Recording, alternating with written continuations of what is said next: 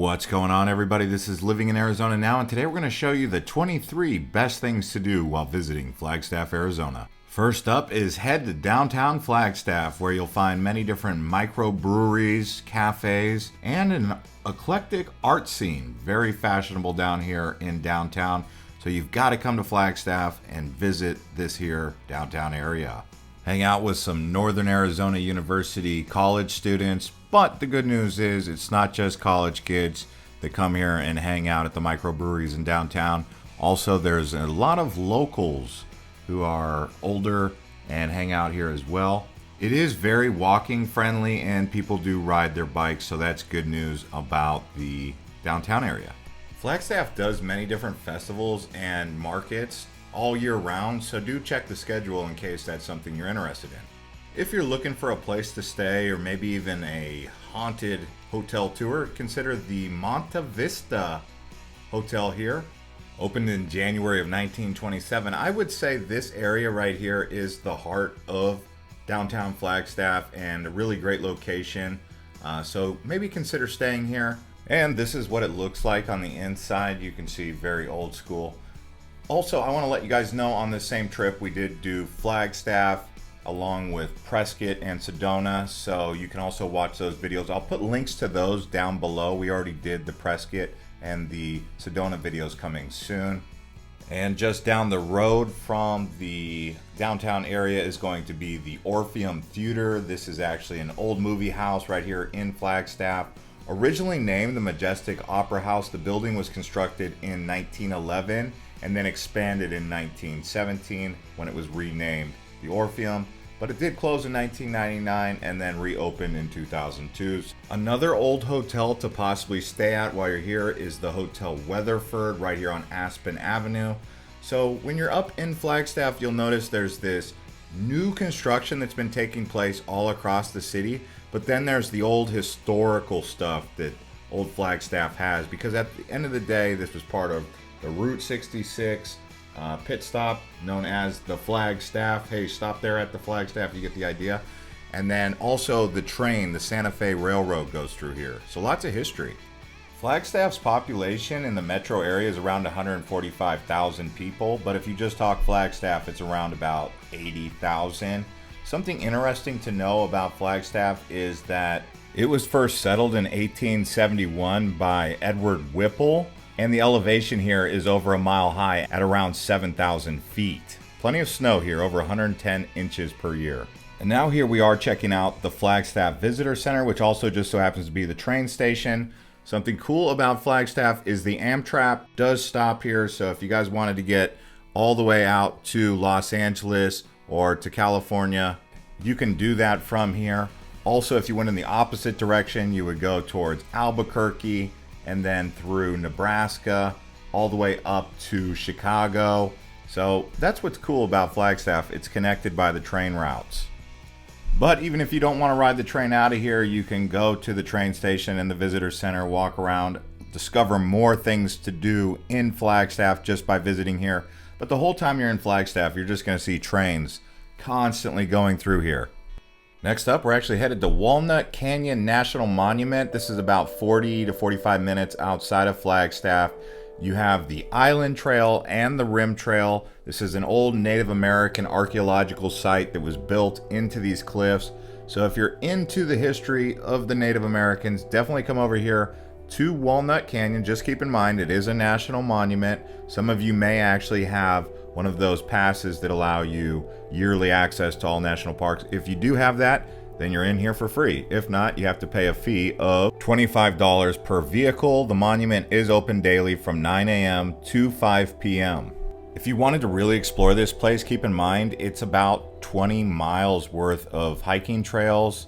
The canyon itself is 400 feet deep and about a quarter mile wide. It was carved out by the Walnut Creek over 6 million years ago, at least that's according to the National Park website.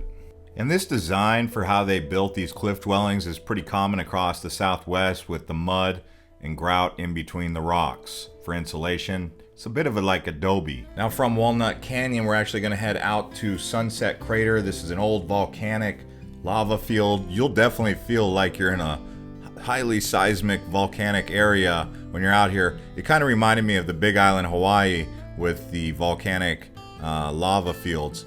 Really amazing. You can also camp out here. The main crater is a cinder cone, and they say it is actually a dormant volcano, so it's not expected to erupt, although things can change, right? Now, the last eruption began around 1064 to 1065 AD. However, some people say it might have been 1085, the largest vent of the eruption.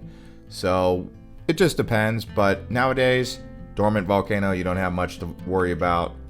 However, in 2015, there was a bit of a seismic activity that started happening because of steam rising from the crater, which made people think it was beginning to erupt. So with those volcanoes, you never really fully know, and you can't count them out, now can you? Now, when you're up in Flagstaff, you can't help but acknowledge the biggest mountain, the tallest mountain, I should say, in all of Arizona. This here is Mount Humphreys, also named San Francisco Peak. The reason it's called San Francisco Peak is after St. Francis of Assisi, the same person who San Francisco, California is named after. And the elevation here is 12,700 feet, thereabouts.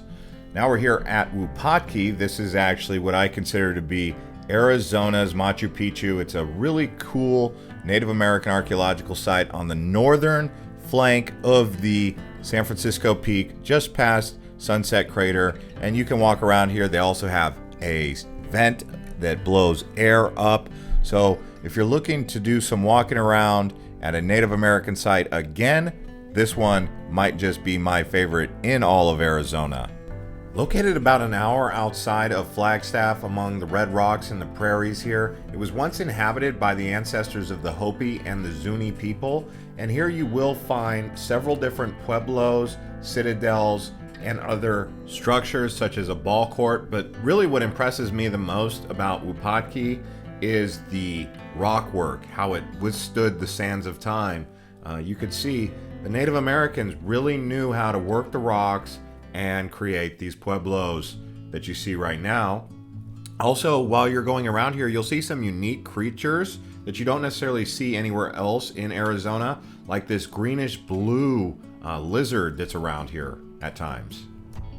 And as we continue to show you around Flagstaff, I want to also say thank you to everyone who supports this channel by liking the videos, becoming a channel member, and also a subscriber. So it's because of people like you who make this possible. So if you're new here and you want to support this channel because you like content like this, please like the video, subscribe to the channel, and even consider becoming a channel member if you'd like. But let's keep showing you around Wupatki and the rest of Flagstaff here. Something that I would like to say, if you look out towards the north, you're looking towards the Native American reservation, you'll see the Painted Desert, something worth checking out also. And if you're anything like me, by the time you've done some of these adventures, you've probably got an appetite, so you're looking for some food and drink. Like we said earlier, the cantinas and the breweries, the microbreweries, very popular here. They're obviously going to have food, everything from modern American to Mexican cuisine, Italian food. Check out Charlie's, maybe Route 66 Tavern and Sports Grill. They also have the Pita Pit, Alpine Pizza and Delivery. Maybe even consider going to one of these wineries, because as you know, Northern Arizona does have a wine country. Now let's talk about the nightlife. So as I said previously, there's going to be a lot of students up here because of Northern Arizona University. That's N.A.U. Lumberjacks. For those of you who didn't know, now you know. That's another place you guys can explore. But really, people are going to hang out in downtown. They're going to go to some of the microbreweries on the outside. But breweries, a very popular thing for nightlife here in Flagstaff, especially on a cold night. You go in there and enjoy yourself a beer. That's something that I always remember about Flagstaff. Now, aside from staying in the hotels we already showed you, you can also stay at some modern hotels. They do have the Hilton Garden Inn, they have the Hyatt Place, they have High Country Motor Lodge. When I was a kid, my grandparents used to take us up here when it was snowing, and we'd stay at Little America. So really, anywhere around Flagstaff is nice. Some people even like to stay closer towards the Grand Canyon. That's something to keep in mind while you're up in Flagstaff, because that is something you can also do, is easily access the Grand Canyon. But most of the time, closer to downtown is general rule of thumb. Now I know while up in Flagstaff, some of you are going to want to do some shopping, so you have the Old Town shops, there's also the Flagstaff Mall, you have the University Plaza Shopping Center, and then you can go out to some of the Native American areas and look at some of the local artisan from the tribes, or even some of the locals just around the farmers markets. Because Flagstaff is alpine and high elevation with pine trees, you're going to get a different type of souvenir up here in Flagstaff than you would get in the desert around places like Phoenix or Tucson. So that's what makes Arizona so unique, that diversity right there in art and in culture. And while in Flagstaff, you can also check out some of the parks. You've got the Lowell Observatory, which is a great viewpoint, but also an observatory. That's something you can look at. But you have Buffalo Park, Bushmaster Park, Wheeler Park. Those are just three the best parks around Flagstaff. Here we have the Rickel and Brooks building. Now this is interesting because they say there's underground tunnels around here. There's some history that you want to look into with the Chinese who built it because of the fire. So do some research. If you guys want that information, go to the Rickel and Brooks building. And yes, just walking around Northern Arizona University is really a thing to do. The Lumberjacks, it's a beautiful campus. A lot of students from down in the valley like to go to college up here to get away from the heat for a few years. Now let's talk about the Art Walk. So that's first Friday of every month from 5 p.m. to 9 p.m. in the historic downtown area. Local art, live music, book signings, so much more. But yeah, that takes place right here on the first Friday of every month. So it's a great way to get out there and meet the locals, interact, talk about art. This is probably one of the best social events you'll find in Flagstaff, maybe even in Arizona, because people really come out here with the intention to mingle with other people, make friends. So if you're new in Arizona, head up to Flagstaff, first Friday of every month. But as you can see, Flagstaff has a very vibrant community. It's a small city, but very active, and I love that. Now let's do some rock climbing. So if you're into that kind of stuff, you can do that inside a rock climbing gym, but also the surrounding area of Flagstaff has lots of opportunities to do that. If you just wanted to learn some rock climbing, head over here to Flagstaff Climbing. That's the name of the gym. And it's a safe environment where you can rent some of the gear that you would need before you actually have to go out and buy it. Now what do you guys say we head towards Winslow? You know, standing on the corner in Winslow, Arizona, such a fine sight to see.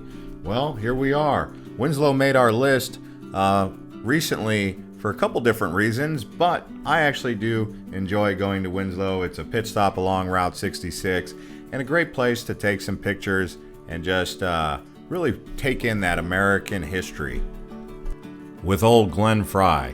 And one more thing I would like to mention is while you're on the way to Winslow from Flagstaff, you have the Meteor Crater, which is one of the largest impact sites for a meteor crater anywhere in the world. In fact, over on my other channel, Island Hopper TV, we recently did a video of the top 100 places in the United States to check out, and Meteor Crater was on that list along with 10 other places in Arizona. So Arizona really makes the list. But go over to Island Hopper TV and watch that video.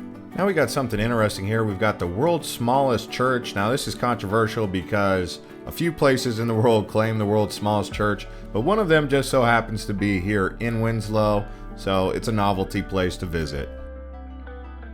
And then just down the road here you have 9/11 Memorial Promise Made Remembrance Garden. So you know, Arizona, very patriotic state, always has been, and they definitely decided to memorialize 9/11's event right here up near Winslow.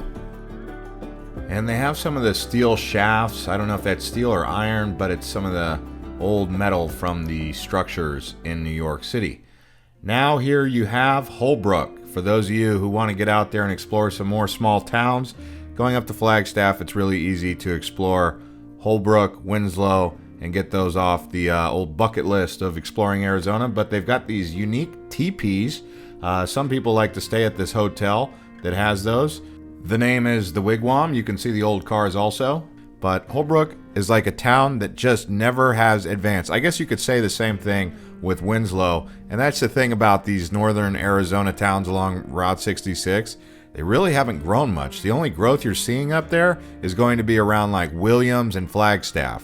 If you guys want us to do more videos about small towns, talking about places to get cheap land or secluded areas or isolated areas where you can get true peace and quiet without having to worry about, crowds and lots of different things, let us know in the comments what kind of videos you'd like to see from us more, because we go all across Arizona. We know this place pretty well, like the back of our hand. So let us know what you guys would like from us moving forward here in 2024. We'd love to hear that. See you guys over on Island Hopper TV. But thank you so much to all the subscribers here and channel members. Watch some more of our other videos. We'll put Prescott and also Sedona video next.